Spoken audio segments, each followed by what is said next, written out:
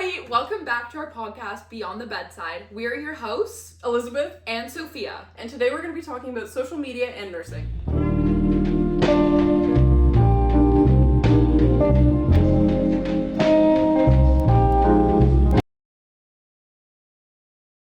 Have you ever questioned the immense impacts that social media platforms can have on patients, nurses, and colleagues at the bedside? As social media has provided many benefits such as long-distance communication, learning support, and self-esteem among individuals, it has also presented several challenges. Within the healthcare field, social media has had an ambitious presence that have resulted in negative outcomes for patients, nurses, and colleagues. The popular trends that consist of videos, photos, and texts have broken patient consent, confidentiality, and overall trust as they are in their most vulnerable moments.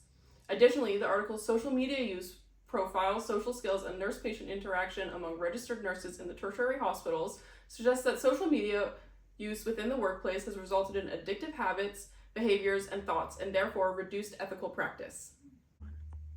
Recognizing and understanding the consequences of social media use throughout healthcare is essential to improving ethical care and patient health outcomes. Today in our podcast, we will be exploring the life-changing consequences of social media use within healthcare settings by interviewing a former registered nurse who recently got fired for breaching roles and responsibilities that we will later discuss in the podcast with a representative of the union. Roll the clip.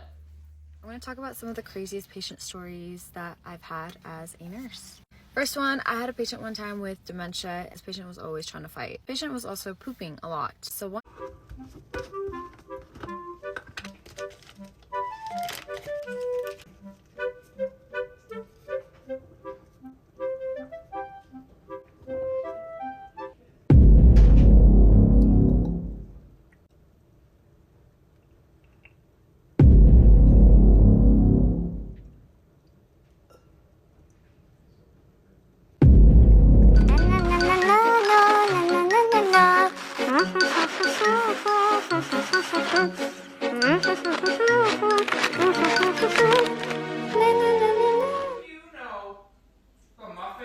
The Muffin Man?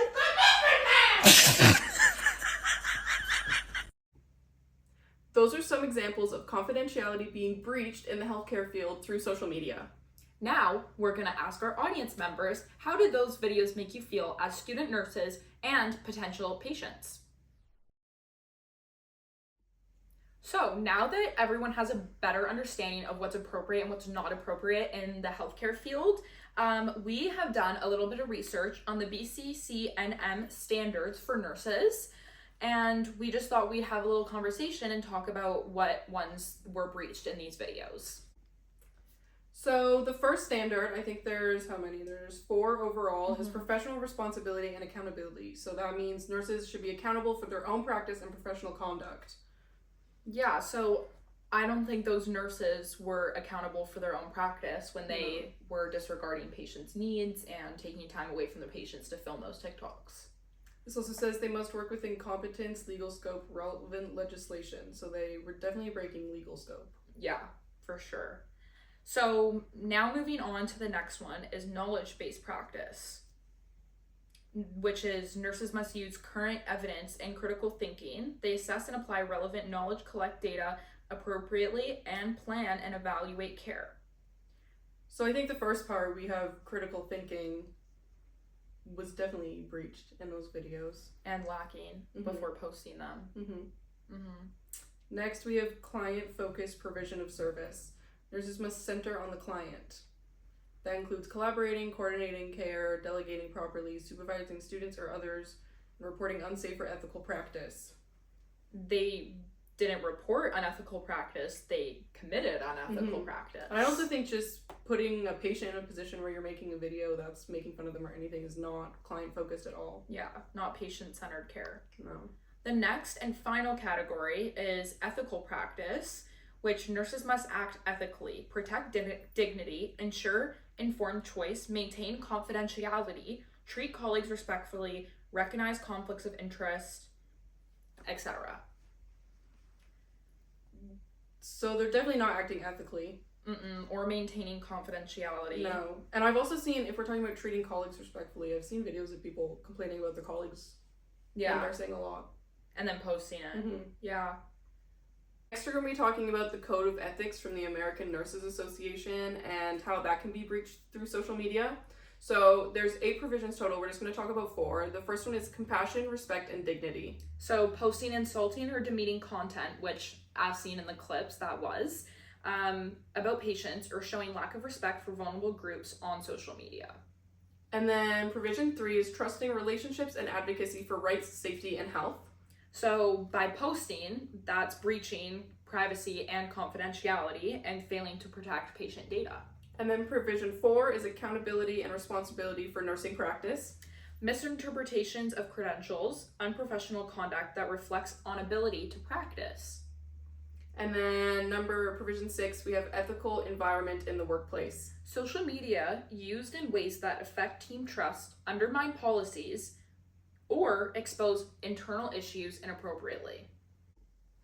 We also have the responsibility domain from the American Nurses Association, which has 4 points overall. There are values and ethics, knowledge, as in ethical awareness, clinical judgment, evaluation of evidence. We have nurse as a leader, which means advocate, commit to excellence, negotiate conflict, and then professional comportment, which is respectful, patient-centered, self-aware, collaborative, confident, engaged.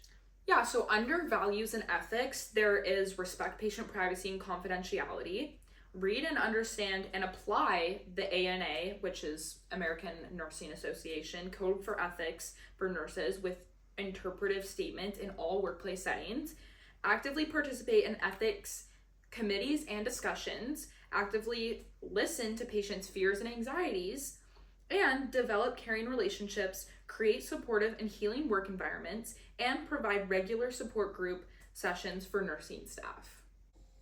The next thing we decided to discuss was the Health Professions Act, which this is in regards to British Columbia, which the Health Professions Act, or HPA, is the current governing legislation. It has regulations under the HPA outline specifics for each profession, such as their scope of practice and restricted activities.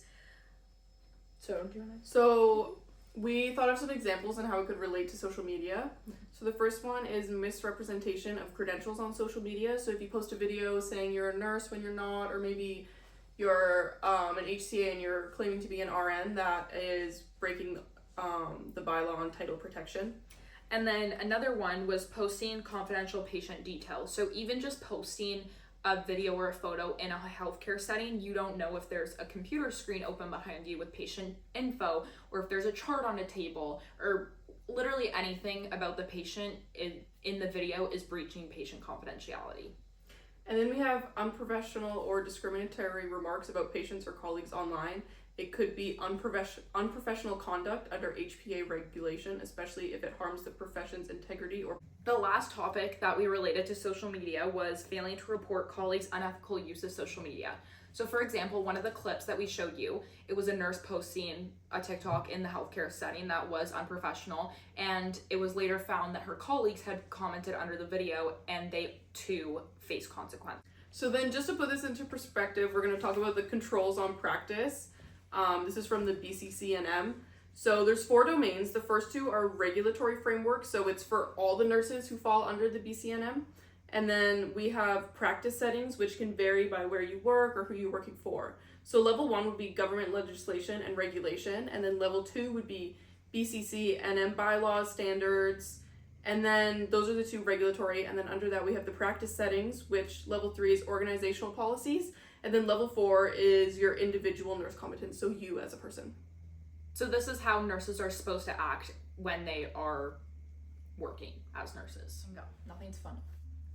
All right, welcome back. So we're joined with Abby. Abby, where do you work? I work for the BCNU, Which is? the BC Nurses Union. Okay, and then could you tell us a bit what you do, what your job is? Well, I act on behalf of nurses to primarily secure their salary, benefits, and working conditions, and I always advocate for them. So Abby, as a representative of the BCNU, do you work for the employees or the employers? I work for the employees. Okay, good to know. So, in our episode today, we're talking about social media use and how that can breach confidentiality or get some nurses in trouble. So I wanted to ask how you might come in if a situation were to come up where a nurse was breaching confidentiality through social media use. Well, as a BCNU member, I would step in to ensure just cause in any discipline process and argue that the nurse was fulfilling their ethical duty to advocate for safe practice, which aligns with the ANA Provision 3. Okay. And I would support the nurse through regulatory or employer hearings and educate about appropriate advocacy channels in the future. As a BCNU representative, have you had any social media scandals lately? Well, as a nurse who worked for 24 years and now is the BCNU member, I have had this one case. Don't even get me started. So, do you guys want to hear? Yes. Okay. Patient is coding. Coding, mind you. And this nurse, obviously I can't say any names, confidentiality. And she is sitting there doing a TikTok dance. Okay, patient's coding, she's doing a TikTok dance as the patient is coding, and the other healthcare workers, so her colleagues, are yelling and rushing over to help this patient, who once again is coding. Wow, that's really crazy. Did she get fired? Yes. Well, as a BCNU member, I did advocate for her as well as I could. However, she did get fired. It didn't turn out for her. And then my final question for you is, I'm just curious how all these different pieces work together, the BCCNM, the employers, you with the union. How does that all tie together when somebody breaches conduct? Or Well, working with the union, we connect all of those together, and we just we relate them with what the nurse may have done in the situation, if that makes sense. Yeah, no, 100%. Thank you so much for joining us on our podcast today. Yeah, well, thank you for having me. It was nice to meet you guys. Of course, thank you so much. You can exit stage left. Okay, thank you. Hi everyone, we're back with our next special guest, Sophie Roscoe. She is a former registered nurse, and I'll let her explain why she's a former registered nurse. Well, thank you, Sophia, for introducing me. My name is Sophie Roscoe, and I am a nurse. Thank you. And I'm not a former nurse, for your information. I was not fired. This is all a misunderstanding. On my break, I was making a TikTok in a patient's room. Now, let me tell you, me and this patient, we're like this. 2 peas in a pod, if you will. And there I was, just shaking. Let me stop you right there. Roll the clip. So you bagged him. I'm a savage. Classy, bougie, ratchet. Sassy, moody, nasty. Acting stupid. What's happening? What's happening? I'm a savage. Classy, bougie, ratchet. Sassy, moody. okay, so that was the video that allegedly, probably confirmed, got you fired. Do you have anything to say about that? Is that an AI video? Because I don't participate in that. The patient was coding. So you see, everybody's just blowing this out of proportion. You know, she just stopped breathing for a little bit. It's fine. Okay, so as Elizabeth and I have discussed earlier in the podcast, we did a little bit of research on ethics for nursing. So one of the ethics we came across was value and ethics. And under that is empathy and caring. So do you think it was very caring when the patient was coding and you weren't initiating any sort of response to that? No, I thought I had lots of empathy for that patient. And in turn, donations on their GoFundMe. So I think instead of coming after me, y'all should be thanking me. Because that patient, that's because of me. Okay, so moving on, still under ethics, we also came across patient-centered and self-aware. So the vibe that I'm kind of getting from you is that you feel you did nothing wrong. I did not. No, I did No. not. No. So it was, would you say you had patient-centered care in that moment when you're filming that TikTok? I'm going to say, yes again. I chose that patient's room for a reason. is patient-centered care. Thank you. Okay. So my final question relates to the other nurses in that video, because you weren't the only nurse present in that TikTok video. While the patient was actively coding, there were other nurses going to support that patient and ensure that the patient lived. That is correct. That is correct. So while we were doing our research under the BCNU, we discovered one of their goals and shared values was demonstrate solidarity by promoting unity of our members based on shared goals and values. So would you agree that you have different values and different goals, shared goals between those other nurses that were in the patient's room? You know, I would say yes. We do have different goals. You know what those goals are? What?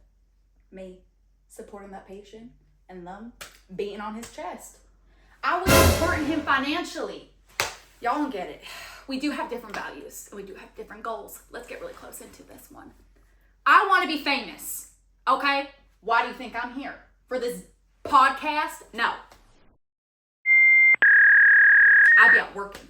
I'm a worker bee. Okay, so I'm curious how your experience was with the union when you were going through all this, because I understand that they tried to represent you. Keyword, try. Now we're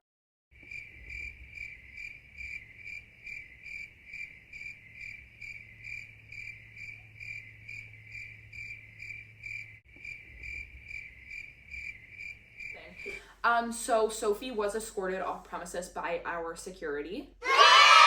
In conclusion, Elizabeth and I discussed the BCCNM standards, ethics in nursing, responsibility in nursing, Health Professionals Act, controls on practice, BCNU, and roles and responsibilities of the nurses.